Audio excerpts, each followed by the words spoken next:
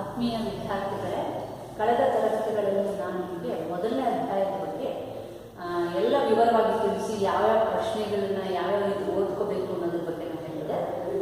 ಇಂದು ನಾನಿವತ್ತು ನಿಮಗೆ ಎರಡನೇ ಅಧ್ಯಾಯದ ಬಗ್ಗೆ ನಾನು ವಿವರಣೆಯನ್ನು ಕೊಡಲಿಕ್ಕೆ ಇಷ್ಟಪಡ್ತಾ ಇದ್ದೀನಿ. ಇದು ಎರಡನೇ ಅಧ್ಯಾಯದ ಮೇನ್ ಟಾಪಿಕ್ ಏನಪ್ಪ ಅಂದರೆ ವೈಯಕ್ತಿಕ ಭಿನ್ನತೆಗಳು ಅಂತ, ಅಂದರೆ ವ್ಯಕ್ತಿ ವ್ಯತ್ಯಾಸಗಳು ಅಂತಲೂ ಕರಿತೀವಿ. ಅದನ್ನು ಇಂಗ್ಲೀಷಲ್ಲಿ ಇಂಡಿವಿಜುವಲ್ ಡಿಫ್ರೆನ್ಸಸ್ ಅಂತ ಕರೀತಾರೆ. ಇಲ್ಲಿ ಒಬ್ಬ ವ್ಯಕ್ತಿ ಇನ್ನೊಬ್ಬ ವ್ಯಕ್ತಿಗಿಂತ ವಿಭಿನ್ನವಾಗಿ ಕಾಣ್ತಾರೆ. ಏಕೆಂದರೆ ಜಗತ್ತಿನಲ್ಲಿ ನಾವು ನೋಡ್ತೇವೆ, ಅನೇಕ ವೈವಿಧ್ಯತೆಯನ್ನು ಕಾಣ್ತೇವೆ, ವಿಭಿನ್ನತೆಯನ್ನು ಕಾಣ್ತೇವೆ, ವ್ಯತ್ಯಾಸಗಳನ್ನು ಕಾಣ್ತೇವೆ. ಅದೇ ರೀತಿಯಲ್ಲಿ ವ್ಯಕ್ತಿಗಳ ನಡುವೆ ವ್ಯತ್ಯಾಸಗಳನ್ನು ನಾವು ಗಮನಿಸ್ತೇವೆ. ನೀವು ನೋಡಬಹುದು, ಒಂದೇ ಕುಟುಂಬದಲ್ಲಿರ್ತಕ್ಕಂಥ ಅಣ್ಣ ತಮ್ಮ ಅಕ್ಕ ತಂಗಿಯ ನಡುವೆನೂ ಸಹ ವ್ಯತ್ಯಾಸಗಳು ಕಂಡು ಬರೋದನ್ನು ನಾವು ಗಮನಿಸ್ತೇವೆ. ಅದು ಶಾರೀರಿಕ ಇರ್ಬೋದು, ಬೌದ್ಧಿಕ ಇರ್ಬೋದು, ಸಾಮಾಜಿಕ ಇರ್ಬೋದು, ಸಂವೇಗಾತ್ಮಕ ವಿಷಯಗಳಿರ್ಬೋದು, ಆಸಕ್ತಿಗಳಿರ್ಬೋದು, ಮನೋಭಾವನೆಗಳಿರ್ಬೋದು, ಅಥವಾ ಅಭಿವೃದ್ಧಿಗಳಿರ್ಬೋದು, ಸಾಧನೆಯಲ್ಲಿ ಇರ್ಬೋದು. ಹೀಗೆ ಹಲವಾರು ಕ್ಷೇತ್ರಗಳನ್ನು ನಾವು ತಗೊಂಡಾಗ ಒಬ್ಬರು ಇನ್ನೊಬ್ಬ ವ್ಯಕ್ತಿಗಿಂತ ವಿಭಿನ್ನವಾಗಿರ್ತಕ್ಕಂಥದ್ದನ್ನು ನಾವು ನೋಡ್ತಾ ಇದ್ದೇವೆ. ಅಷ್ಟೇ ಏಕೆ, ನೀವು ಅವಳಿ ಜವಳಿ ಮಕ್ಕಳನ್ನು ತಗೊಳ್ಳಿ. ಒಂದೇ ತಾಯಿ ಹುಟ್ಟಿದಂಥ ಅವಳಿ ಜವಳಿ ಮಕ್ಕಳು ನೋಡಲಿಕ್ಕೆ ದೈಹಿಕವಾಗಿ ಒಂದೇ ಥರ ಅಂತ ಕಂಡು ಬಂದರೂ ಸಹ ಮಾನಸಿಕವಾಗಿ ಕಲಿಯುವ ವೇಗದಲ್ಲಿ, ಬುದ್ಧಿಶಕ್ತಿಯಲ್ಲಿ, ಸ್ಮರಣ ಶಕ್ತಿಯಲ್ಲಿ, ಗ್ರಹಣ ಶಕ್ತಿ ಸಾಮರ್ಥ್ಯದಲ್ಲಿ ಒಬ್ಬರು ಇನ್ನೊಬ್ಬರಿಗಿಂತ ವಿಭಿನ್ನವಾಗಿರ್ತಕ್ಕಂಥದ್ದನ್ನು ಕಾಣ್ತೇವೆ. ಹಾಗಾಗಿ ಈ ವ್ಯಕ್ತಿ ವ್ಯತ್ಯಾಸಗಳು ಅಥವಾ ವೈಯಕ್ತಿಕ ಭಿನ್ನತೆಗಳು ಅಂತ ಹೇಳಿದ್ರೆ ಒಬ್ಬ ವ್ಯಕ್ತಿ ಇನ್ನೊಬ್ಬ ವ್ಯಕ್ತಿಗಿಂತ ವಿಭಿನ್ನವಾಗಿರ್ತಕ್ಕಂಥದ್ದನ್ನೇ ವೈಯಕ್ತಿಕ ಭಿನ್ನತೆಗಳು ಅಂತ ಹೇಳ್ತಾರೆ. ಇಲ್ಲಿ ಒಬ್ಬ ವ್ಯಕ್ತಿ ಇನ್ನೊಬ್ಬ ವ್ಯಕ್ತಿಗಿಂತ ವಿಭಿನ್ನವಾಗಿ ಗುರುತಿಸ್ತಕ್ಕಂಥ ಲಕ್ಷಣಗಳೇನು ಬರುತ್ತಲ್ಲ, ಅವನ್ನೇ ನಾವು ವೈಯಕ್ತಿಕ ಭಿನ್ನತೆಗಳು ಅಂತ ಕರಿತೇವೆ. ಹಾಗಾದರೆ ವೈಯಕ್ತಿಕ ಭಿನ್ನತೆಗಳು ಅಂತ ಹೇಳಿದ್ರೆ ವ್ಯಕ್ತಿ ದೈಹಿಕವಾಗಿ, ಬೌದ್ಧಿಕವಾಗಿ, ಸಾಮಾಜಿಕವಾಗಿ, ಸಂವೇಗಾತ್ಮಕವಾಗಿ ಇನ್ನೊಬ್ಬ ವ್ಯಕ್ತಿಗಿಂತ ವಿಭಿನ್ನವಾಗಿರ್ತಕ್ಕಂಥದ್ದು, ವೈವಿಧ್ಯಮಯವಾಗಿರ್ತಕ್ಕಂಥದ್ದು, ಬೇರೆ ಬೇರೆ ಗುಣಗಳನ್ನು ಹೊಂದಿರ್ತಕ್ಕಂಥದ್ದನ್ನ ವೈಯಕ್ತಿಕ ಭಿನ್ನತೆಗಳು ಅಂತ ಕರಿತೀವಿ. ಅದನ್ನು ಇಂಗ್ಲೀಷಲ್ಲಿ ಏನಂತ ಕರಿತೀವಿ ಮಕ್ಕಳೇ? ಇಂಡಿವಿಜುವಲ್ ಡಿಫ್ರೆನ್ಸಸ್ ಅಂತ ಕರಿತೀವಿ. ಹಾಗಾಗಿ ವೈಯಕ್ತಿಕ ಭಿನ್ನತೆ ಅಂತಕ್ಕಂಥದ್ದು ಬಹಳ ಮುಖ್ಯವಾಗಿರ್ತಕ್ಕಂಥದ್ದು. ಇದು ನಾವು ಏನು ತಿಳ್ಕೊಬೇಕಪ್ಪ ಅಂತ ಹೇಳಿದ್ರೆ, ತರಗತಿಯಲ್ಲಿ ಎಲ್ಲ ವೈವಿಧ್ಯಮಯ ಆಸಕ್ತಿಯ, ಮನೋಭಾವದ, ಬುದ್ಧಿಶಕ್ತಿಯ, ಶಾರೀರಿಕ, ದೈಹಿಕ, ಸಂವೇಗಾತ್ಮಕ ಭಾವನೆಗಳನ್ನು ಹೊಂದಿರ್ತಕ್ಕಂಥ ಮಕ್ಕಳಿರ್ತಾರೆ. ಅವರೆಲ್ಲರನ್ನೂ ನಾವು ಅರ್ಥ ಮಾಡಿಕೊಂಡು ಅವರಿಗೆ ಯಾವ ರೀತಿಯಲ್ಲಿ ಬೋಧಿಸಬೇಕು, ಹೇಗೆ ವೈಯಕ್ತಿಕ ಗಮನವನ್ನು ತಗೋಬೇಕು ಅನ್ನೋದ್ರ ಬಗ್ಗೆ ನಮಗೆ ಹೆಚ್ಚಿನ ಮಾಹಿತಿಯನ್ನು ಇದು ಕೊಡುತ್ತೆ.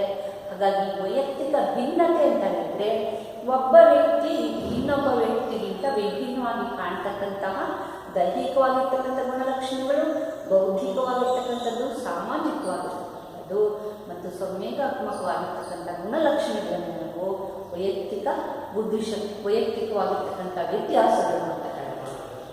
ಈ ವೈಯಕ್ತಿಕ ಕ್ಷೇತ್ರಗಳನ್ನು ನಾವು, ವೈಯಕ್ತಿಕ ಭಿನ್ನತೆ ಕ್ಷೇತ್ರಗಳನ್ನ ಮುಖ್ಯವಾಗಿ ನಾವು ಈ ಕೆಳಗೆ ನಾನು ಬರೆದಂತೆ 10 ಹೆಡ್ ಪಾಯಿಂಟಲ್ಲಿ ನಾವು ನೋಡ್ತಾ ಇದ್ದೇವೆ. ಅದರಲ್ಲಿ ಮೊದಲನೇದು ಶಾರೀರಿಕವಾಗಿರ್ತಕ್ಕಂಥ ಭಿನ್ನತೆಗಳು. ಶಾರೀರಿಕ ಭಿನ್ನತೆ ಅಂತ ಹೇಳಿದ್ರೆ ಒಂದು ಫಿಸಿಕಲ್, ಒಂದು ವೇರಿಯೇಷನ್ಸ್ ಅಥವಾ ಡಿಫ್ರೆನ್ಸಸ್ ಅಂತ ನಾವು ಹೇಳ್ತೀವಿ.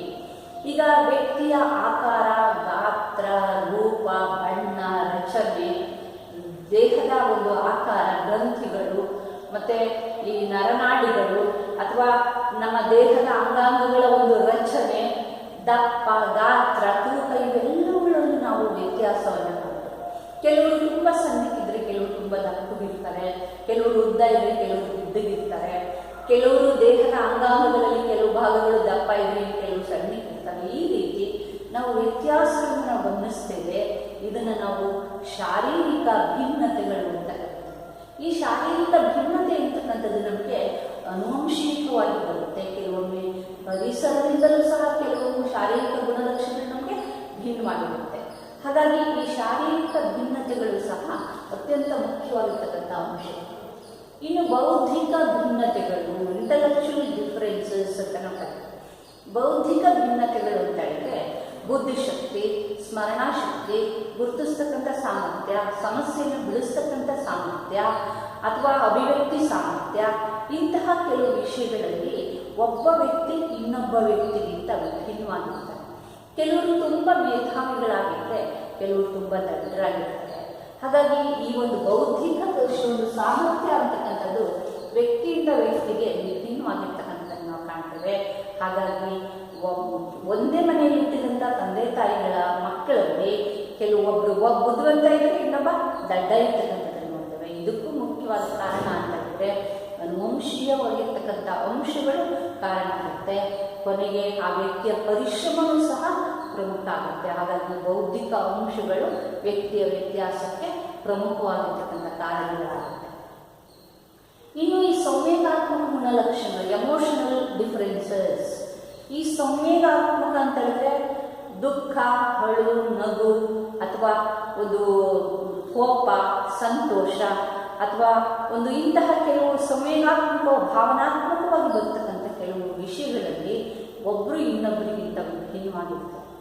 ಕೆಲವರು ತಮ್ಮ ಭಾವನೆಗಳನ್ನು ಮುಕ್ತವಾಗಿ ವ್ಯಕ್ತಪಡಿಸಿದರೆ ಇನ್ನು ಕೆಲವರು ತಮ್ಮ ಭಾವನೆಗಳನ್ನು ಮುಕ್ತವಾಗಿ ವ್ಯಕ್ತಪಡಿಸೋದಿಲ್ಲ.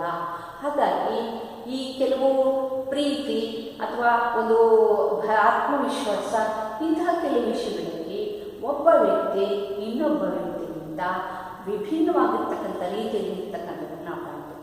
ಕೆಲವು ಸನ್ನಿವೇಶಗಳನ್ನ ತೆಗೆದುಕೊಳ್ತಕ್ಕಂಥ ರೀತಿಯಲ್ಲಿ ಒಬ್ಬ ವ್ಯಕ್ತಿಗೂ ಇನ್ನೊಬ್ಬ ವ್ಯಕ್ತಿಗೂ ವ್ಯತ್ಯಾಸಗಳನ್ನು ನಾವು ಕಾಣ್ತೇವೆ.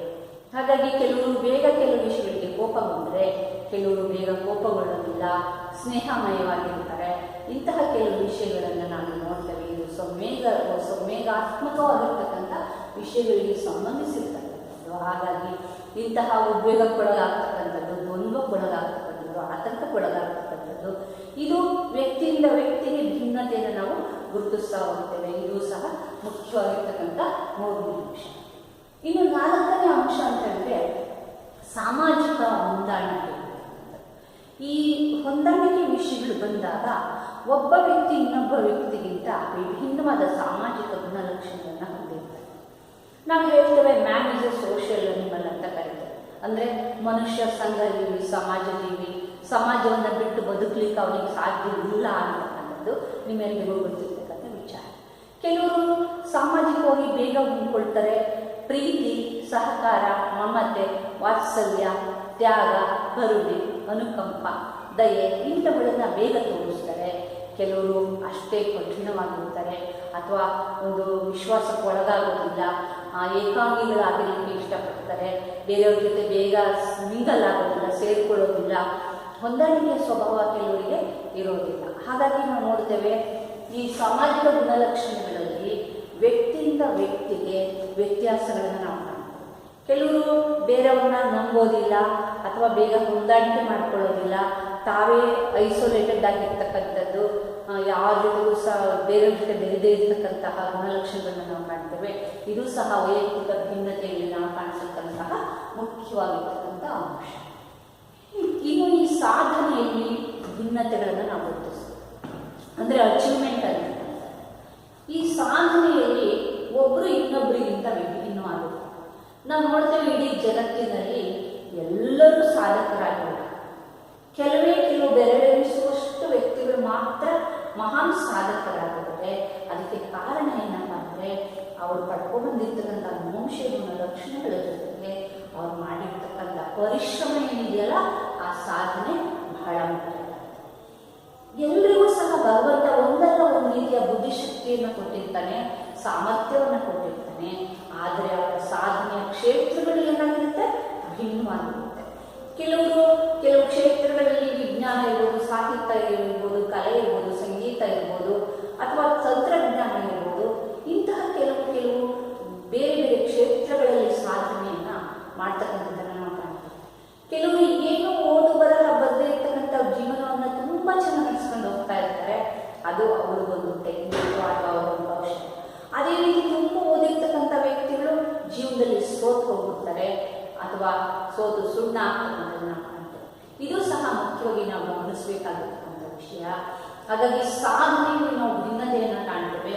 ಕೆಲವರು ಅಪ್ರತಿಮವಾಗಿರ್ತಕ್ಕಂಥ ಸಾಧನೆಯನ್ನು ತೋರಿಸ್ತಾರೆ. ಉದಾಹರಣೆಗೆ ನಮ್ಮ ವಿಶ್ವೇಶ್ವರಯ್ಯ ಇರ್ಬೋದು ಅಥವಾ ಟಾಟಾ ಬಿರ್ಲಾ ಅಂತವ್ರು ಇರ್ಬೋದು. ಇವರು ಅವರದೇ ಆದ ಚಾಣಾಕ್ಷತೆಯನ್ನು ಬಳಸಿಕೊಂಡು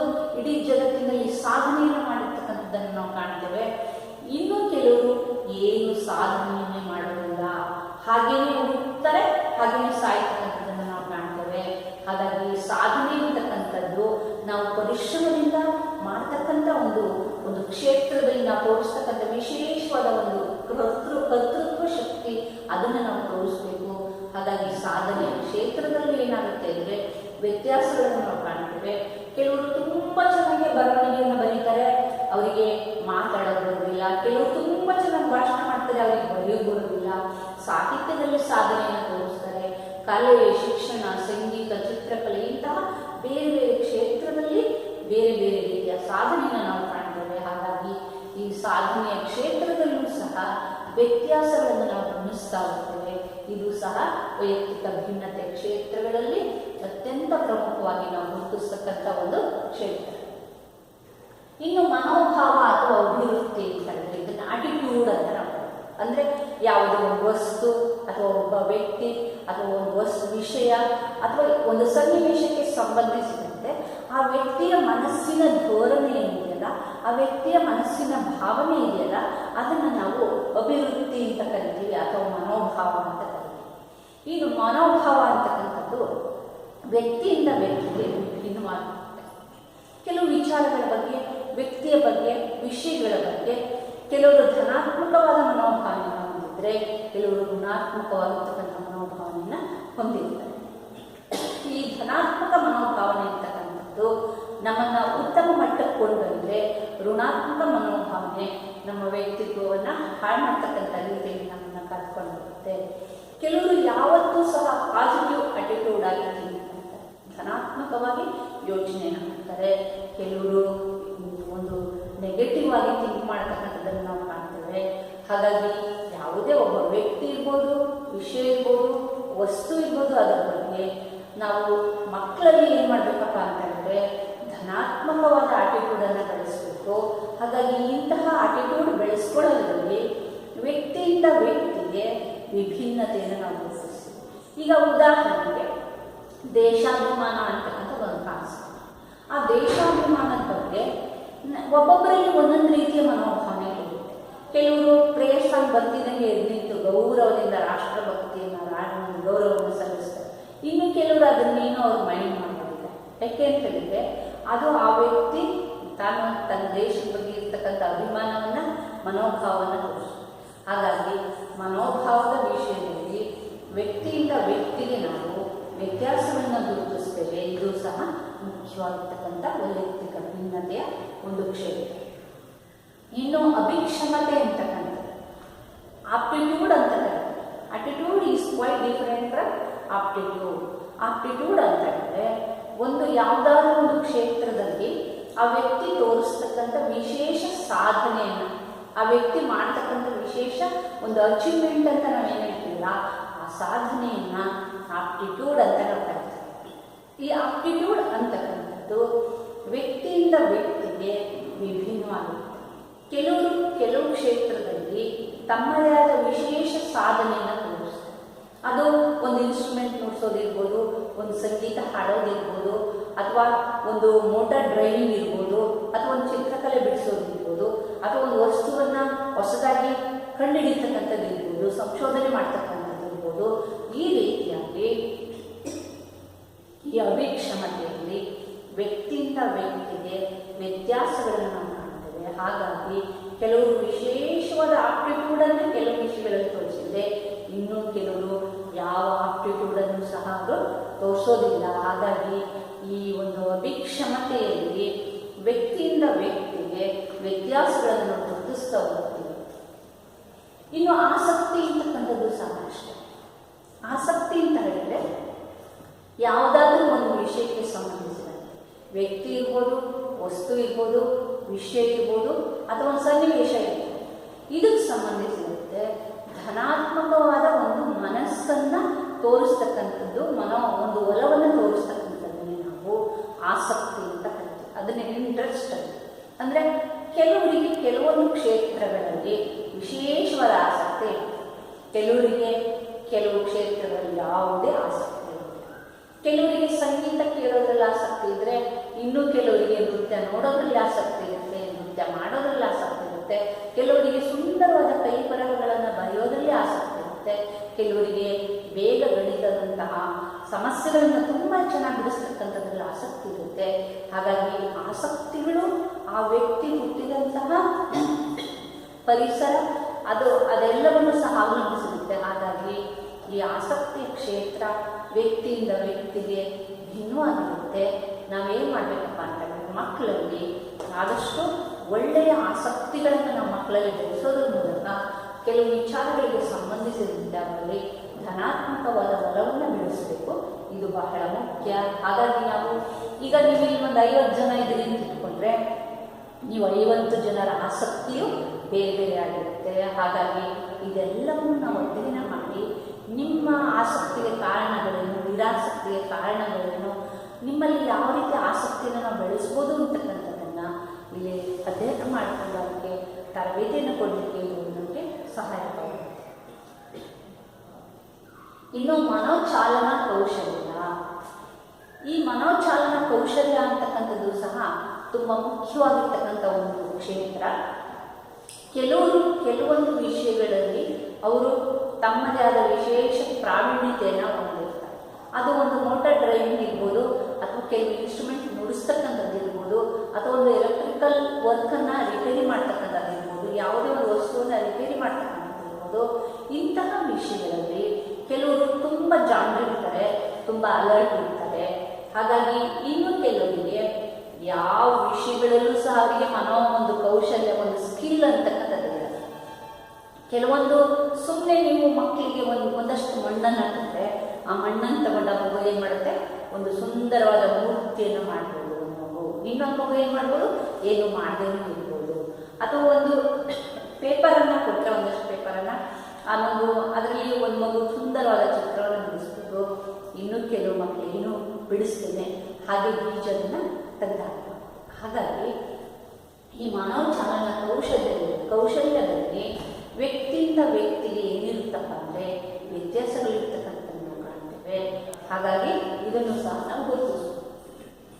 ಇನ್ನು 10ನೇ ಪಾಯಿಂಟ್ ಅಂದರೆ ಸ್ವಪರಿಕಲ್ಪನೆ ಅಂತಕ್ಕಂಥದ್ದು. ಇದನ್ನು ಸೆಲ್ಫ್ ಕಾನ್ಸೆಪ್ಟ್ ಅಂತ ಹೇಳ್ತಾರೆ. ಅಂದರೆ ಒಬ್ಬ ವ್ಯಕ್ತಿ ಅವನ ಒಂದು ಶಕ್ತಿ ಸಾಮರ್ಥ್ಯದ ಬಗ್ಗೆ, ಅವನ ಒಂದು ವಿಷಯಗಳ ಬಗ್ಗೆ ಅವನು ಹೊಂದಿರ್ತಕ್ಕಂಥ ಒಂದು ಭಾವನೆ, ಅದು ಪಾಸಿಟಿವ್ ಇರ್ಬೋದು ಇಲ್ಲ ನೆಗೆಟಿವ್ ಇರ್ಬೋದು. ಇಂತಹ ಒಂದು ಸ್ವಪರಿಕಲ್ಪನೆ ಅಂತಕ್ಕಂಥದ್ದು ಬಹಳ ಮುಖ್ಯವಾಗುತ್ತೆ. ಪ್ರತಿಯೊಬ್ಬ ವ್ಯಕ್ತಿಯು ಅವನ ಸಾಮರ್ಥ್ಯದ ಬಗ್ಗೆ ಅವನಿಗೆ ತಿಳಿದಿರಬೇಕು. ಕೆಲವರಿಗೆ ಅವ್ರ ಬಗ್ಗೆನೇ ಸೆಲ್ಫ್ ಕಾನ್ಸೆಪ್ಟನ್ನು ಅವರು ಚೆನ್ನಾಗಿ ಬೆಳೆಸ್ಕೊಂಡಿರ್ತಾರೆ. ಹಾಗಾಗಿ ಈ ಸೆಲ್ಫ್ ಕಾನ್ಸೆಪ್ಟ್ ಅಂತಕ್ಕಂಥದ್ದು ವ್ಯಕ್ತಿಯಿಂದ ವ್ಯಕ್ತಿಗೆ ವಿಭಿನ್ನವಾಗುತ್ತೆ. ಕೆಲವರಿಗೆ ಅವ್ರು ಮಾಡ್ತಕ್ಕಂಥ ಕೆಲಸದ ಮೇಲೆ ತುಂಬ ಕಾನ್ಫಿಡೆನ್ಸ್ ಇರುತ್ತೆ, ಇನ್ನು ಕೆಲವರಿಗೆ ಯಾವುದೇ ಕಾನ್ಫಿಡೆನ್ಸು ಸಹ ಇರೋದಿಲ್ಲ. ಹಾಗಾಗಿ ಈ ಸ್ವಪರಿಕಲ್ಪನೆ ಅಂತಕ್ಕಂಥದ್ದು ನಮ್ಮ ವ್ಯಕ್ತಿತ್ವವನ್ನು ನಾವು ಮೇಲ್ಮಟ್ಟಕ್ಕೆ ಇರಿಸಿಕೊಳ್ಳುವಲ್ಲಿ ಇದು ಸಹಾಯಕವಾಗುತ್ತೆ. ಹಾಗಾಗಿ ಈ ಸ್ವಪರಿಕಲ್ಪನೆಯನ್ನು ಹೊಂದೋದ್ರಲ್ಲಿ ವ್ಯಕ್ತಿಯಿಂದ ವ್ಯಕ್ತಿಗೆ ನಾವು ವ್ಯತ್ಯಾಸಗಳನ್ನು ನಾವು ಗಮನಿಸ್ತಾ ಹೋಗ್ತೇವೆ. ಹಾಗಾಗಿ ನಾವು ಇಂತಹ ವ್ಯತ್ಯಾಸಗಳನ್ನು ಅಧ್ಯಯನ ಮಾಡ್ತಕ್ಕಂಥದ್ದು ಸಹ ಇಲ್ಲಿ ಬಹಳ ಮುಖ್ಯವಾಗಿರ್ತಕ್ಕಂಥ ವಿಷಯ. ಹಾಗಾಗಿ ಈಗ ತಿಳಿಸಿದಂತಹ 10 ಪಾಯಿಂಟು ಸಹ ವೈಯಕ್ತಿಕ ಭಿನ್ನತೆ ಕ್ಷೇತ್ರಗಳಲ್ಲಿ ನಾವು ನೋಡ್ತೇವೆ. ನಿಮಗೆ 10 ಮಾರ್ಕ್ಸ್ಗೆ ಇದನ್ನು ಕೇಳ್ತಾರೆ, ವೈಯಕ್ತಿಕ ಭಿನ್ನತೆ ಕ್ಷೇತ್ರಗಳಾವು ವಿವರಿಸಿ ಅಂತಕ್ಕಂಥದ್ದು.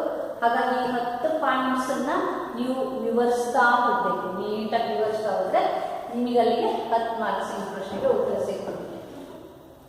ಇನ್ನು ಬುದ್ಧಿಶಕ್ತಿ ಅಂತಕ್ಕಂಥದ್ದು ಬಹಳ ಮುಖ್ಯವಾಗಿರ್ತಕ್ಕಂಥ ಒಂದು ಕಾನ್ಸೆಪ್ಟ್. ನಾವು ನೋಡ್ತೇವೆ ಇಡೀ ಜಗತ್ತಿನಲ್ಲಿ ಪ್ರಾಣಿಗಳ ಒಂದು ಇದನ್ನು ನಾವು ತಗೊಂಡ್ರೆ, ಐರಾಣಿಕೆ ಒಂದು ಶ್ರೇಣಿಯನ್ನು ನಾವು ತಗೊಂಡ್ರೆ, ಈ ಜೀವಿಗಳ ಶ್ರೇಣಿಯಲ್ಲಿ ಮನುಷ್ಯ ಅತ್ಯಂತ ವಿವೇಚನಾ ಶಕ್ತಿಯುಳ್ಳಂತಹ ವ್ಯಕ್ತಿ.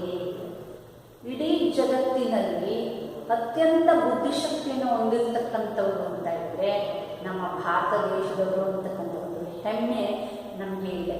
ಹಾಗಾಗಿ ಈ ಬುದ್ಧಿಶಕ್ತಿ ಅಂತಕ್ಕಂಥದ್ದು ಮನುಷ್ಯನಲ್ಲಿ ನಾವು ಗುರುತಿಸ್ತಕ್ಕಂಥ ಒಂದು ವಿಶೇಷ ಸಾಮರ್ಥ್ಯ.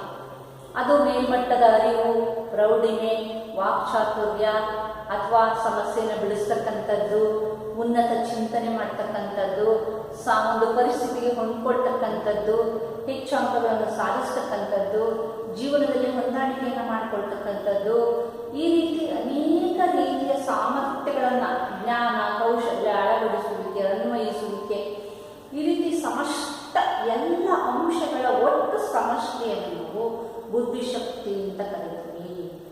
ಈ ಬುದ್ಧಿಶಕ್ತಿ ಅಂತಕ್ಕಂಥದ್ದು ವ್ಯಕ್ತಿಯ ವ್ಯಕ್ತಿತ್ವವನ್ನು ಗುರುತಿಸ್ತಕ್ಕಂಥ ಒಂದು ವಿಶೇಷವಾಗಿರ್ತಕ್ಕಂಥ ಒಂದು ಸಾಮರ್ಥ್ಯ. ಇದು ವ್ಯಕ್ತಿಯಿಂದ ವ್ಯಕ್ತಿಗೆ ಭಿನ್ನವಾಗಿರುತ್ತೆ.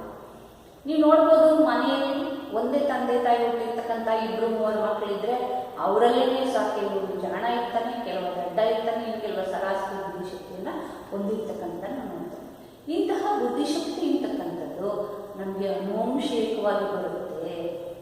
ಈ ಬುದ್ಧಿಶಕ್ತಿ, ಹಾಗಾದ್ರೆ ಬುದ್ಧಿಶಕ್ತಿ ಅಂದ್ರೆ ಏನು ಅಂತ ಪ್ರಶ್ನೆಗೆ ಇದೇ ಬುದ್ಧಿಶಕ್ತಿ ಅಂತ ನೇರವಾಗಿ ಮುಂದೆ ವ್ಯಾಖ್ಯಾನ ಕೊಡಲಿಕ್ಕಾಗಲ್ಲ. ಏಕೆ ಅಂತ ಹೇಳಿದ್ರೆ ಬುದ್ಧಿಶಕ್ತಿ ಅಂತಕ್ಕಂಥ ಪರಿಕಲ್ಪನೆ ತುಂಬ ಕಾಂಪ್ಲೆಕ್ಸಿವ್ ಆಗಿರ್ತಕ್ಕಂಥ ಒಂದು ಕಾನ್ಸೆಪ್ಟ್. ಹಾಗಾಗಿ ಇಲ್ಲಿ ಬುದ್ಧಿಶಕ್ತಿ ಅಂತ ಹೇಳಿದ್ರೆ ಶೀಘ್ರವಾಗಿ ಗ್ರಹಿಸುವುದೇ ಬುದ್ಧಿಶಕ್ತಿ. ಹಾಗಂತ ವೆಬ್ಸ್ಟರ್ಸ್ ಅಂತಕ್ಕಂಥ ಒಂದು ಮನೋವಿಜ್ಞಾನಿ ಶಿಕ್ಷಣ ತಜ್ಞ ಹೇಳ್ತಾರೆ. ಇಲ್ಲಿ ಶೀಘ್ರವಾಗಿ ಗ್ರಹಿಸ್ತಕ್ಕಂಥದ್ದು ಅಂತ ಹೇಳಿದ್ರೆ ಏನಾದರೂ ವಿಷಯವನ್ನು ಹೇಳಿದಾಗ ತಕ್ಷಣವೇ ಅದನ್ನು ತಿಳ್ಕೊಂಡು ಆ ಪ್ರಶ್ನೆಗೆ ಉತ್ತರ ಹೇಳ್ತಕ್ಕಂಥದ್ದು ಒಂದು ರೀತಿಯ ಬುದ್ಧಿಶಕ್ತಿ. ಈಗ ಉದಾಹರಣೆಗೆ ನಮ್ಮ ಪರೀಕ್ಷೆಗಳೆಲ್ಲವೂ ಸ್ವಲ್ಪ ಹೆಚ್ಚು ಕಡಿಮೆ ಇದೇ ಥರನೇ ಇದೆ. ಇಲ್ಲಿ ನಾವು ಬುದ್ಧಿವಂತ ಅಂತ ಕರಿತೀವಿ ಮಕ್ಕಳನ್ನೇ, ಅವ್ನು ಭಾರಿ ಬುದ್ಧಿವಂತ ಅಂತ ಕರಿತೀವಿ. ಏನಕ್ಕೆ ಹೇಳ್ತೀವಿ ಅಂದರೆ ಆ ಮಗು 100ಕ್ಕೆ 100 ಅಂಕ ತಕ್ಕೊಂಡು ಅವನು ಚೆನ್ನಾಗಿ ಹೇಳಿದ ಕೊಟ್ಟ ವಿಷಯಗಳನ್ನು ತಿಳ್ಕೊಂಡು ಪರೀಕ್ಷೆಗೆ ಚೆನ್ನಾಗಿ ಬರೆದು 100ಕ್ಕೆ 100 ಅಂಕ ತಗೊಂಡ್ರೆ ಅವನ್ನ ನಾವು ಭಾರಿ ಬುದ್ಧಿವಂತ ಅಂತ ನಾವು ಕರಿತೀವಿ. ಹಾಗಾಗಿ ಶೀಘ್ರವಾಗಿ ಜ್ಞಾನವನ್ನು ಗ್ರಹಿಸ್ತಕ್ಕಂಥ ಒಂದು ಸಾಮರ್ಥ್ಯ ಇರ್ತಕ್ಕಂಥದ್ದನ್ನ ನಾವು ಬುದ್ಧಿಶಕ್ತಿ ಅಂತ ಕರಿತೀವಿ. ಇನ್ನು ಬುದ್ಧಿಶಕ್ತಿ ಅಂತ ಹೇಳಿದ್ರೆ ಜ್ಞಾನ ಕೌಶಲ್ಯಗಳನ್ನು ಪಡೆಯುವ, ಜ್ಞಾನ ಮತ್ತು ಕೌಶಲ್ಯ. ಜ್ಞಾನ ಅಂತ ಹೇಳಿದ್ರೆ ಅನೇಕ ವಿಷಯಗಳ ಬಗ್ಗೆ ಹೆಚ್ಚಿನ ಅರಿವನ್ನು, ತಿಳುವಳಿಕೆಯನ್ನು, ಪ್ರೌಢಿಮೆಯನ್ನು, ಜಾಣ್ಮೆಯನ್ನು ತಿಳ್ಕೊಳ್ತಕ್ಕಂಥದ್ದು ಜ್ಞಾನ. ಇನ್ನು ಕೌಶಲ್ಯ ಅಂತ ಹೇಳಿದ್ರೆ ಸ್ಕಿಲ್. ಯಾವುದೇ ಒಂದು ವಿಷಯಕ್ಕೆ ಸಂಬಂಧ ಕೆಲಸವನ್ನು ಮಾಡುವಾಗ ನಾವು ತೋರಿಸ್ತಕ್ಕಂಥ ಕರಕುಶಲತೆ ಅಥವಾ ಒಂದು ಸ್ಕಿಲ್, ಅದು ಕೌಶಲ್ಯತೆಯನ್ನು ನಾವು ಕೌಶಲ್ಯ ಅಂತ ಕರೀತೀವಿ. ಹಾಗಾಗಿ ಜ್ಞಾನ ಕೌಶಲ್ಯವನ್ನು ಪಡೆಯತಕ್ಕಂಥದ್ದು, ಪಡೆಯೋದ್ರ ಜೊತೆಗೆ ಅದನ್ನು ಅನ್ವಯಿಸ್ತಕ್ಕಂಥ ಸಾಮರ್ಥ್ಯ. ಕೇವಲ ಜ್ಞಾನವನ್ನು ಪಡ್ಕೊಂಡ್ರೆ ಸಾಲದು, ಕೌಶಲ್ಯವನ್ನು ಪಡ್ಕೊಂಡ್ರೆ ಸಾಲದು, ಆ ಪಡ್ಕೊಂಡಿದ್ದನ್ನು ಜೀವನದಲ್ಲಿ ಅಳವಡಿಸ್ತಕ್ಕಂಥದ್ದು ಇದೆಯಲ್ಲ, ಅಪ್ಲಿಕೇಶನ್ ಇದೆಯಲ್ಲ, ಅದು ಬಹಳ ಮುಖ್ಯವಾಗಿರ್ತಕ್ಕಂಥದ್ದು. ನಮ್ಮ ಶಿಕ್ಷಣದ ಮುಖ್ಯ ಗುರಿಯೂ ಸಹ ಜ್ಞಾನವನ್ನು ಪಡೀತಕ್ಕಂಥದ್ದು, ಅದ್ರ ಜೊತೆ ಕೌಶಲ್ಯವನ್ನು ತಿಳ್ಕೊಳ್ತಕ್ಕಂಥದ್ದು, ಜೊತೆಗೆ ಅದನ್ನು ಅನ್ವಯಿಸ್ತಕ್ಕಂಥದ್ದು, ಅಳವಡಿಸ್ತಕ್ಕಂಥದ್ದು. ಕಲಿಕೆಯ ವರ್ಗಾವಣೆ ಇಲ್ಲ ಆಗಬೇಕಾಗಿದೆ, ಜ್ಞಾನದ ವರ್ಗಾವಣೆ ಆಗಬೇಕಾಗಿದೆ. ಅದನ್ನೇ ನಾವಿಲ್ಲಿ ಬುದ್ಧಿಶಕ್ತಿ ಅಂತ ಕರೀತೀವಿ. ಈ ಬುದ್ಧಿಶಕ್ತಿ ಅಂತಕ್ಕಂಥದ್ದು ಮೇಲ್ಮಟ್ಟದ ಅರಿವು, ಚಿಂತನೆ, ಸಮಸ್ಯೆಗಳನ್ನು ಬಿಡಿಸ್ತಕ್ಕಂಥ ಸಾಮರ್ಥ್ಯ, ವ್ಯಕ್ತಿ ಹೊಸ ಹೊಸ ಸನ್ನಿವೇಶಗಳಿಗೆ ಹೊಂದಿಕೊಳ್ತಕ್ಕಂಥ ಒಂದು ಸಾಮರ್ಥ್ಯ, ಒಂದು ಅಮೂರ್ತ ಚಿಂತನೆ, ಇಂಥ ಹಲವಾರು ಸಾಮರ್ಥ್ಯಗಳ ಒಟ್ಟು ಸಮಷ್ಟಿಯನ್ನು ನಾವು ಬುದ್ಧಿಶಕ್ತಿ ಅಂತ ಕರೀತೀವಿ. ಈ ಬುದ್ಧಿಶಕ್ತಿ ಅಂತಕ್ಕಂಥದ್ದು ವ್ಯಕ್ತಿಯಿಂದ ವ್ಯಕ್ತಿಗೆ ವಿಭಿನ್ನವಾಗಿರುತ್ತೆ. ನಾವು ನೋಡ್ತೇವೆ, ಒಂದು ತರಗತಿಯನ್ನು ನಾವು ತಗೊಂಡ್ರೆ ಅದ್ರಲ್ಲಿ 40 ಜನ ಮಕ್ಕಳಿದ್ದಾರೆ ಅಂತ ಹೇಳಿದ್ರೆ ಕೆಲವರು ತುಂಬ ಅಪ್ರತಿಮ ಒಂದು ಬುದ್ಧಿಶಕ್ತಿಯನ್ನು ಹೊಂದಿರ್ತಾರೆ, ತುಂಬ ಜಾಣ ಇರ್ತಾರೆ. ಇನ್ನು ಕೆಲವರು ಸರಾಸರಿ ಬುದ್ಧಿಶಕ್ತಿಯನ್ನು ಹೊಂದಿರ್ತಾರೆ, ಇನ್ನು ಕೆಲವರಿಗೆ ಏನು ಹೇಳ್ಕೊಟ್ಟು ತಲೆ ಹೋಗೋದಿಲ್ಲ. ಈ ರೀತಿ ನಾವು ವ್ಯತ್ಯಾಸವನ್ನು ಗಮನಿಸ್ತೇವೆ. ಹಾಗಾಗಿ ಈ ಬುದ್ಧಿಶಕ್ತಿ ಅಂತಕ್ಕಂಥದ್ದು ಸಮಸ್ಯೆಯನ್ನು ಬಿಡಿಸ್ತಕ್ಕಂಥ ಸಾಮರ್ಥ್ಯ, ಜ್ಞಾನವನ್ನು ಪಡೆಯತಕ್ಕಂಥ ಸಾಮರ್ಥ್ಯ, ಮೇಲ್ಮಟ್ಟದ ಚಿಂತನೆ, ವಾಕ್ಚಾತುರ್ಯ, ಪ್ರೌಢಿಮೆ, ಅರಿವು, ಇಂತಹ ಒಂದು ಸಮಸ್ಯೆಯನ್ನು ತಕ್ಷಣವೇ ಬಿಡಿಸಿ ಅದನ್ನು ಅಳವಡಿಸ್ಕೊಳ್ತಕ್ಕಂಥ ಸಾಮರ್ಥ್ಯ, ಅನ್ವಯಿಸ್ಕೊಳ್ತಕ್ಕಂಥ ಸಾಮರ್ಥ್ಯ ಯಾರಲ್ಲಿ ಜಾಸ್ತಿ ಇರುತ್ತೋ ಅವರನ್ನು ನಾವು ಬುದ್ಧಿವಂತರು, ಇಂಟೆಲಿಜೆಂಟ್ ಅಂತ ನಾವು. ಹಾಗಾಗಿ ಈ ಬುದ್ಧಿಶಕ್ತಿ ಅಂತಕ್ಕಂಥದ್ದು ಬಹಳ ಮುಖ್ಯವಾಗಿರ್ತಕ್ಕಂಥ ಒಂದು ಪರಿಕಲ್ಪನೆ. ಈ ಬುದ್ಧಿಶಕ್ತಿಯನ್ನು ನಾವು ಯಾವ ರೀತಿ ಕಂಡುಹಿಡಬೇಕು ಅಂತ ಹೇಳಿದ್ರೆ, ಪ್ರತಿಯೊಬ್ಬ ವ್ಯಕ್ತಿಗೂ 2 ವಯಸ್ಸು ಇರುತ್ತೆ. ಒಂದು ದೈಹಿಕ ವಯಸ್ಸು, ಇನ್ನೊಂದು ಮಾನಸಿಕ ವಯಸ್ಸು ಅಂತ. ದೈಹಿಕ ವಯಸ್ಸನ್ನು ನಾವು ಕ್ರೊನಲಾಜಿಕಲ್ ಏಜ್ ಅಂತ ಕರಿತೀವಿ, CA ಅಂತ ಕರಿತೀವಿ. ಮಾನಸಿಕ ವಯಸ್ಸನ್ನು MA ಅಂತ ಕರಿತೀವಿ, ಮೆಂಟಲ್ ಏಜ್ ಅಂತ ಕರಿತೀವಿ. ಅಂದರೆ ದೈಹಿಕ ವಯಸ್ಸು ನಮ್ಮ ನಿಜ ವಯಸ್ಸು, ನಮಗೆ ಎಷ್ಟು ವಯಸ್ಸಾಗಿದೆ ಅಂತ. ಇನ್ನು ಮಾನಸಿಕ ವಯಸ್ಸು ಅಂತಾಗಿದ್ರೆ ಕೆಲವು ಪರೀಕ್ಷೆಗಳನ್ನು ಮಾಡ್ತಾರೆ. ಉದಾಹರಣೆಗೆ ಈಗ 6 ವರ್ಷದ ಮಗು, 6 ವರ್ಷ ವಯಸ್ಸಾಗಿರ್ತಕ್ಕಂಥ ಮಗುವಿಗೆ 6 ವರ್ಷಕ್ಕೆ ಸಂಬಂಧಿಸಿದಂತೆ ಕೆಲವು ಬುದ್ಧಿಶಕ್ತಿಗೆ ಸಂಬಂಧಿಸಿದ ಕೆಲವು ಪ್ರಶ್ನೆಗಳಿರ್ತವೆ. ಆ ಪ್ರಶ್ನೆಗಳಿಗೆ ಆ ಮಗು ಉತ್ತರ ಕೊಟ್ಟರೆ ಎಲ್ಲ ಪ್ರಶ್ನೆಗಳಿಗೂ ಒಂದು ಬುದ್ಧಿಶಕ್ತಿ ಪರೀಕ್ಷೆಯಲ್ಲಿ 6 ಪ್ರಶ್ನೆಗಳಿರುತ್ತೆ. ಒಂದೊಂದು ತಿಂಗಳಿಗೆ ಒಂದೊಂದು ಪ್ರಶ್ನೆ ಥರ 6 ಪ್ರಶ್ನೆಗಳ ಉತ್ತರ ಕೊಟ್ಟರೆ 6ನೇ ವಯಸ್ಸಿನಲ್ಲಿ ಇರ್ತಕ್ಕಂಥ ಮಗು 6 ಪ್ರಶ್ನೆಗಳಿಗೂ ಉತ್ತರ ಕೊಟ್ಟರೆ ಅದರ ವಯಸ್ಸು ಅದರ ಒಂದು ದೈಹಿಕ ವಯಸ್ಸು 6 ವರ್ಷ, ಮಾನಸಿಕ ವಯಸ್ಸು ಸಹ 6 ವರ್ಷ. ಹಾಗಾಗಿ ದೈಹಿಕ ವಯಸ್ಸಿನಷ್ಟೇ ಮಾನಸಿಕ ವಯಸ್ಸು ಇದ್ದರೆ ಆಗ ನಾವು ಅವರನ್ನ ಸರಾಸರಿ ಬುದ್ಧಿವಂತರು ಅಂತ ಕರಿತೀವಿ. ಅಂದರೆ ದೈಹಿಕ ವಯಸ್ಸು 6 ವರ್ಷ ಇರುತ್ತೆ, ಮಾನಸಿಕ ವಯಸ್ಸು ಸಹ ಒಂದು 6 ವರ್ಷನೇ ಇದ್ದರೆ ಅವನು ಸರಾಸರಿ ಬುದ್ಧಿವಂತ ಅಂತ ನಾವು ಕರಿತೀವಿ. ಕೆಲವು ಮಕ್ಕಳು ಅವ್ರ ವಯಸ್ಸಿಗೆ ಮೀರಿದ ಬುದ್ಧಿಶಕ್ತಿಯನ್ನು ಹೊಂದಿರ್ತಾರೆ. ಈಗ 6 ವರ್ಷ ವಯಸ್ಸಲ್ಲಿರುತ್ತೆ, ಆ ಮಗು 8 ವರ್ಷದ ಮಗು ಬಿಡಿಸ್ತಕ್ಕಂಥ ಸಮಸ್ಯೆಗಳನ್ನು ಬಿಡಿಸುತ್ತೆ, ಅಥವಾ 5ನೇ ಕ್ಲಾಸಲ್ಲಿ ಓದ್ತಕ್ಕಂಥ ಮಗು 6ನೇ ಕ್ಲಾಸಿಗೆ ಲೆಕ್ಕ ಮಾಡುತ್ತೆ, 7ನೇ ಕ್ಲಾಸಿಗೆ ಲೆಕ್ಕ ಮಾಡುತ್ತೆ. ಅಂಥ ಮಕ್ಕಳನ್ನು ನಾವು ಪ್ರತಿಭಾವಂತರು ಅಂತ ಕರಿತೀವಿ, ಮೆರಿಟ್ ಸ್ಟೂಡೆಂಟ್ಸ್ ಅಂತ ಕರಿತೀವಿ. ಇಂತಹ ಪ್ರತಿಭಾವಂತ ಮಕ್ಕಳು ನಮ್ಮ ದೇಶಕ್ಕೆ ಒಂದು ದೊಡ್ಡ ಕೊಡುಗೆ ಅಂತ ನಾವು ಹೇಳ್ಬೋದು. ಇನ್ನು ಕೆಲವು ಮಕ್ಕಳು ಅವ್ರ ವಯಸ್ಸಿಗಿಂತ ಕಡಿಮೆ ಬುದ್ಧಿಶಕ್ತಿಯನ್ನು ಹೊಂದಿರ್ತಾರೆ. ಈಗ 6 ವರ್ಷದ ಮಗು 6 ವರ್ಷದ ಮಕ್ಕಳಿಗೆ ತಯಾರಿಸಿದಂಥ ಪ್ರಶ್ನೆಗಳಿಗೆ ಉತ್ತರ ಕೊಡೋಕ್ಕಾಗಲ್ಲ. ಅದಕ್ಕೆ 4ನೇ ವರ್ಷದ ಮಕ್ಕಳು ತಯಾರಿಸಿದಂಥ ಪ್ರಶ್ನೆಗಳಿಗೆ ಮಾತ್ರ ಉತ್ತರ ಕೊಡುತ್ತೆ. ಹಾಗಾದರೆ ವಯಸ್ಸು ಕಡಿಮೆ ಆಗುತ್ತೆ. ಅದನ್ನು ನಾವು ಸರಾಸರಿಗಿಂತ ಕೆಳಗಡೆ ಬುದ್ಧಿಶಕ್ತಿ ಉಳ್ಳಂತಹ ವ್ಯಕ್ತಿಗಳು ಅಂತ ಕರಿತೀವಿ. ಹಾಗಾಗಿ ಈ ಬುದ್ಧಿಶಕ್ತಿ ಅಂತಕ್ಕಂಥದ್ದು ನಮ್ಮ ದೈಹಿಕ ವಯಸ್ಸು ಮತ್ತು ಮಾನಸಿಕ ವಯಸ್ಸನ್ನು ಅವಲಂಬಿಸುತ್ತೆ.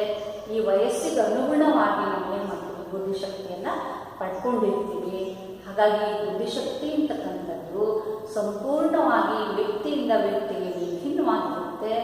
ಅದಕ್ಕೆ ಅನುಗುಣವಾಗಿ ನಾವೇನು ಮಾಡಬೇಕು ಅಂದರೆ, ಕೆಲವೊಮ್ಮೆ ಅನುವಂಶಿಕವಾಗಿ ಬಂದಿರತಕ್ಕಂಥ ಬುದ್ಧಿಶಕ್ತಿ ಸಾಮರ್ಥ್ಯವನ್ನು ಮೀರಿ ಬೆಳೆದವರು ಉಂಟು. ಹಾಗಾಗಿ ಅದಕ್ಕೇನಪ್ಪ ಅಂದರೆ ಪರಿಶ್ರಮ ಪಡ್ತಕ್ಕಂಥದ್ದು, ಅದನ್ನು ಚೆನ್ನಾಗಿ ಬಳಸ್ಕೊಳ್ತಕ್ಕಂಥದ್ದು ಸಹ ಮುಖ್ಯ ಆಗುತ್ತೆ. ಹಾಗಾಗಿ ಇಲ್ಲಿ ಬುದ್ಧಿಶಕ್ತಿ ಅಂತಕ್ಕಂಥದ್ದು ಬಹಳ ಮುಖ್ಯವಾಗಿರ್ತಕ್ಕಂಥ ಒಂದು ಪರಿಕಲ್ಪನೆ. ನಾವು ಈ ವ್ಯಾಖ್ಯಾನವನ್ನು ತಿಳ್ಕೊಳ್ಳೋದ್ರ ಜೊತೆಗೆ ಬುದ್ಧಿಶಕ್ತಿ ಅಂತಕ್ಕಂಥದ್ದು ಏನು ಅಂತ ಕೇಳ್ತಾರೆ. ಈಗ ನೀವು ಮಾಡಿರ್ತಕ್ಕಂಥ ಪಾಠದ ಮೇಲೆ ಮೊದಲನೇ ಪ್ರಶ್ನೆ ಏನಪ್ಪ ಅಂದರೆ ವೈಯಕ್ತಿಕ ಭಿನ್ನತೆಗಳೆಂದರೇನು ಅಂತ ಕೇಳ್ತಾರೆ. ನೀವು ಆ ಬಗ್ಗೆ ಉತ್ತರ ಕೊಡಬೇಕು. ವ್ಯಕ್ತಿಗಳ ನಡುವೆ ಕಂಡು ಬರ್ತಕ್ಕಂತಹ ಒಂದು ವಿಶೇಷವಾಗಿರ್ತಕ್ಕಂಥ ವಿಭಿನ್ನವಾಗಿರ್ತಕ್ಕಂಥ ಅಂಶಗಳನ್ನು ನಾವು ವೈಯಕ್ತಿಕ ಭಿನ್ನತೆಗಳು ಅಂತ ಕರಿತೀವಿ ಅಂತ ಹೇಳ್ತೀವಿ.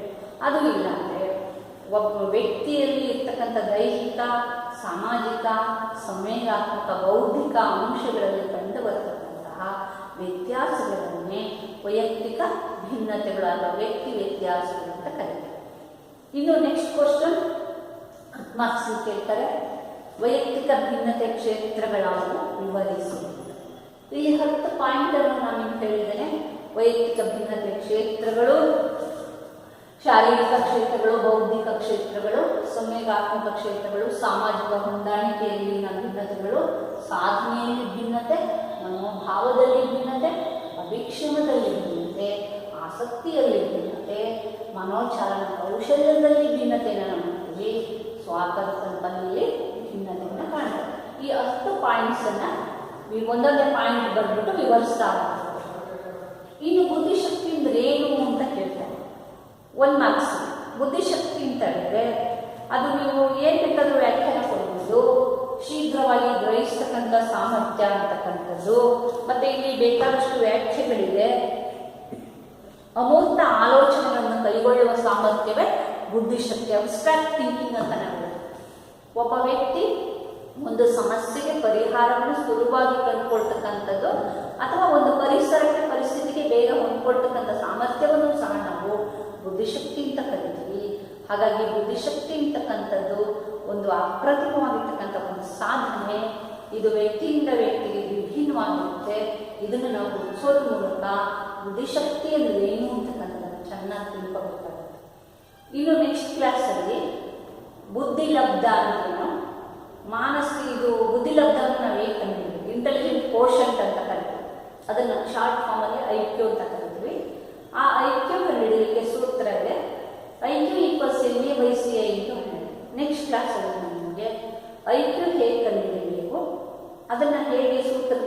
ಹಾಕೊಂಡು ಮಾಡೋದು ಹೇಗೆ ಅಂತ ನಾನು ನಿಮಗೆ ತೋರಿಸ್ಕೊಡ್ತೇನೆ. ಇಲ್ಲಿ 2 ಮಾರ್ಕ್ಸ್ ಕೇಳ್ತಾರೆ ಅದನ್ನು ಎಕ್ಸಾಮ್. IQ ಲೆಕ್ಕವನ್ನು ಕೇಳ್ತಾರೆ ಕಂಪಲ್ಸರಿ. ಅದರಿಂದ ಚೆನ್ನಾಗಿ ಗಮನಿಸ್ಕೊಂಡು ಅದೇನು ಕಷ್ಟ ಇಲ್ಲ, ತುಂಬ ಸುಲಭ ಇದೆ. ಮಾನಸಿಕ ವಯಸ್ಸನ್ನು ದೈಹಿಕ ವಯಸ್ಸಿನಿಂದ ಭಾಗಿಸಿ 3ರಿಂದ ಗುಣಿಸಿದಾಗ ಸಿಗ್ತಕ್ಕಂಥದ್ದನ್ನೇ ನಾವು ಬುದ್ಧಿಲಬ್ಧ ಅಂತ ಕರಿತೀವಿ, ಇಂಟೆಲಿಜೆಂಟ್ ಕೋಶನ್ ಅಂತ ಕರಿತೀವಿ. ಅದನ್ನು ನಾನು ನಿಮಗೆ ನೆಕ್ಸ್ಟ್ ಕ್ಲಾಸಲ್ಲಿ ವಿವರಿಸ್ತೇನೆ. ಈಗ ಓದಿ ಹೇಳಿರ್ತಕ್ಕಂಥ ನಾನು ಪ್ರಶ್ನೆಗಳಲ್ಲಿ ಹೇಳಿದ್ನಲ್ಲ, ಅವಕ್ಕೆ ನೀವು ಉತ್ತರ ನಾಳೆ ಬರ್ಕೊಂಡು ಬರಬೇಕು. ಮೊದಲನೇ ಪ್ರಶ್ನೆ ಏನಪ್ಪ ಅಂದರೆ ವೈಯಕ್ತಿಕ ಭಿನ್ನತೆ ಅಂದ್ರೇನು, 2ನೇ ಪ್ರಶ್ನೆ ವೈಯಕ್ತಿಕ ಭಿನ್ನತೆ ಕ್ಷೇತ್ರಗಳಾವು ವಿವರಿಸಿ 10 ಮಾರ್ಕ್ಸಿಗೆ. ಇನ್ನು 3ನೇ ಪ್ರಶ್ನೆ ಬುದ್ಧಿಶಕ್ತಿ ಎಂದರೇನು ಅಂತಕ್ಕಂಥ ಇಷ್ಟು ವಿಷಯಗಳನ್ನು ನೀವು ನಾಳೆ ಅದಕ್ಕೆ ಉತ್ತರ ಬರ್ಕೊಂಡು ಬಂದ್ಬಿಟ್ಟು ನನಗೆ ಹಾಕ್ಬಿಟ್ಟು ನಾನು ಅದನ್ನು ನೋಡ್ಬಿಟ್ಟು ನಿಮ್ಗೆ ನಂತರ ತಿಳಿಸ್ತೀನಿ.